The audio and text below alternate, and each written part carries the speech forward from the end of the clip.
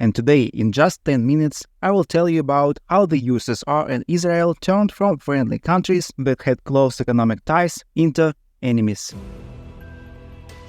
After the end of World War II, the question of creating a Jewish state arose, which had been raised earlier.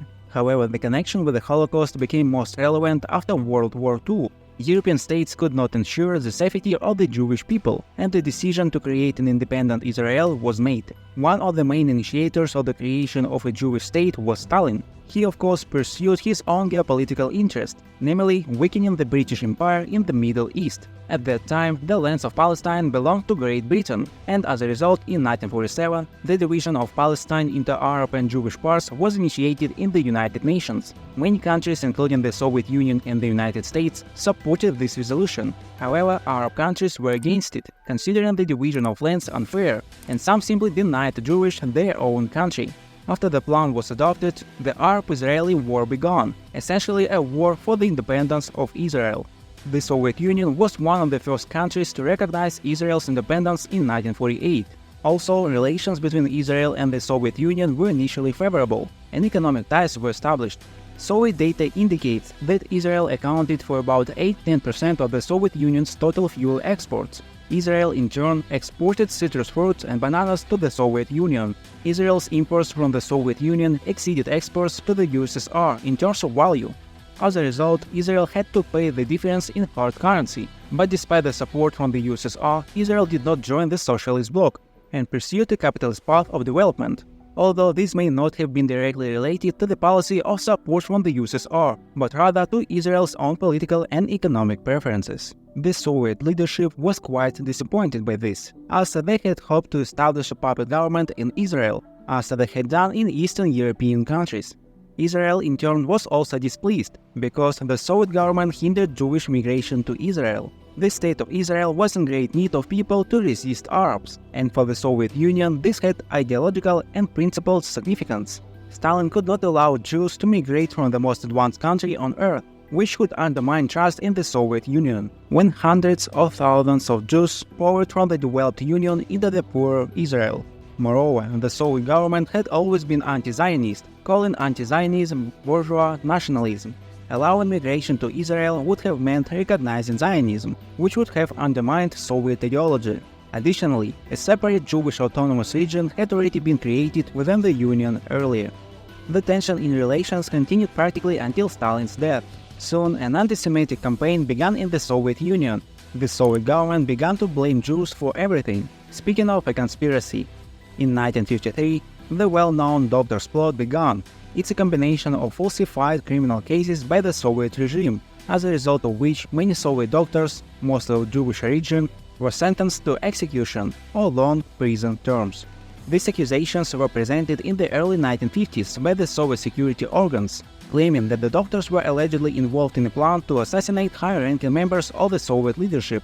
However, many historians consider this case to be fabricated, and the case itself is a vivid example of political repression and anti-Semitism in the Soviet Union.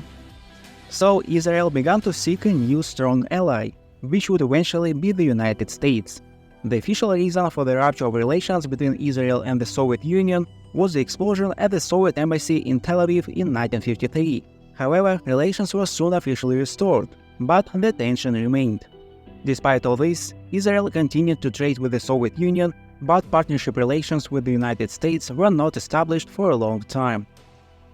The next stage of relations was the Suez Crisis of 1956. Israel, together with British and French forces, invaded Egypt. However, through the efforts of United Nations countries, the conflict was halted, and no territorial changes occurred. Nevertheless, this conflict became an important point in Soviet-Israeli relations. The Soviet Union accused Israel of imperialism and expansionist policies. At the same time, Israel expressed dissatisfaction with the supply of Soviet weapons to Egypt. Also, the signing of the agreement of the export of Soviet fuel to Israel on July 1956 was important not only from the perspective of development trade relations, but also for a more significant reason. Fuel was considered a crucial strategic commodity, and its supply to Israel indicated that the USSR did not believe at that time that Israel would attack Egypt and use fuel for its military purposes. Additionally, signing this agreement showed that the Soviet Union did not heed the Arab boycott of Israel, but soon, following the start of the Sinai campaign on October 20, 1956, the Soviet Union decided to annul trade agreements with Israel. This decision was likely made due to the possibility of Israel using fuel obtained for military purposes. Simultaneously with Israel, the Soviet Union did not forget about the Arab countries, which it also tried to support.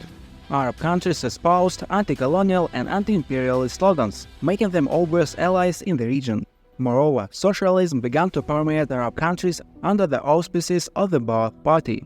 The regimes in Egypt and Syria became the most friendly, where the Soviet Union began actively supplying arms. Thus, by the late 1950s and early 1960s, the division of spheres of influence in the context of Cold War had already definitely occurred in the Middle East. Israel finally became a full-fledged partner of the United States. In 1962, Kennedy announced special relations with Israel and began mass arms supplies. The Soviet Union in turn began to support Arab countries, especially Syria and Egypt, and even sponsored terrorist organizations fighting against Israel.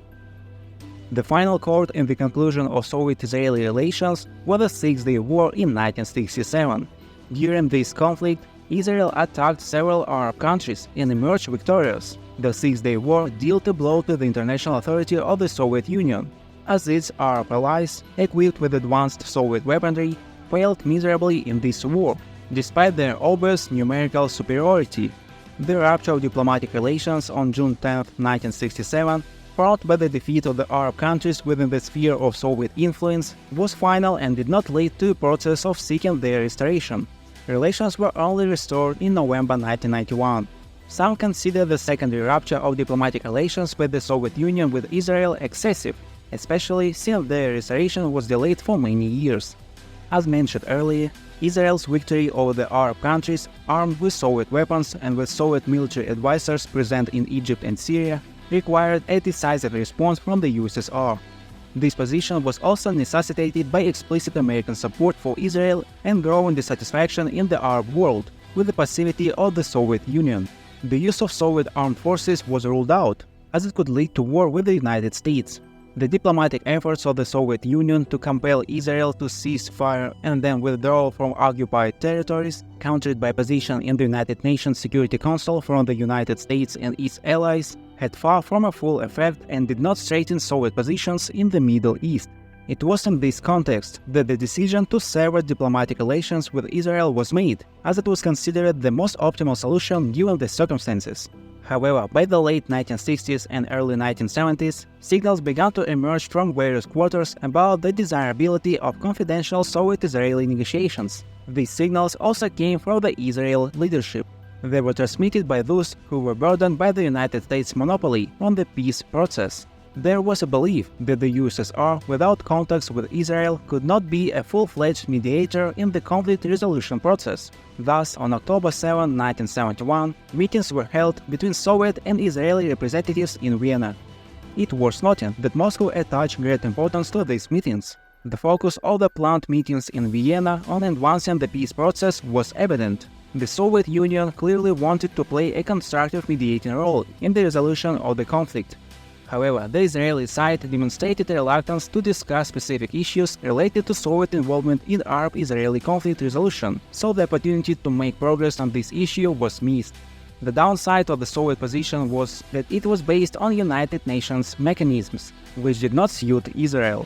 Questions also arose about the immigration of Jews from the USSR to Israel. At that time, there were no direct obstacles to such immigration, but a whole system of measures was taken to discourage it, including payment for education received in the USSR for those intending to emigrate. Thus, despite attempts to establish political contacts between the two countries, trade and economic ties from 1967 to 1991 were not resumed. Thus, in the second half of the 20th century, the Soviet attitude towards Israel increasingly became a derivative of the complex dynamics of the Middle Eastern conflict. This conflict became more and more integrated into the confrontation between the two superpowers. The United States supported the Israeli side, while the USSR supported the Arab side. The Arab-Israeli conflict, in the context of the overall geopolitical situation in the world, and against the backdrop of the confrontation between two systems, had a decisive influence on the turn in Soviet-Israeli relations. By acknowledging Israel's right to exist, the USSR excluded it from the countries of its greatest favor and orientation in foreign policy. Unfortunately, very often the Soviet Union in its policy towards Israel was guided not by the benefit of bilateral economic, scientific, and cultural cooperation, which was developing quite dynamically in the 1950s, but by the unwillingness to spoil its relations with Arab countries, which in turn led to the destabilization of Soviet-Israeli relations. The result of interstate contradictions was the rupture of diplomatic relations between the two countries in 1967. However, it should be noted that even after the rupture of official relations, the Soviet Union continued to recognize Israel as a subject of international law.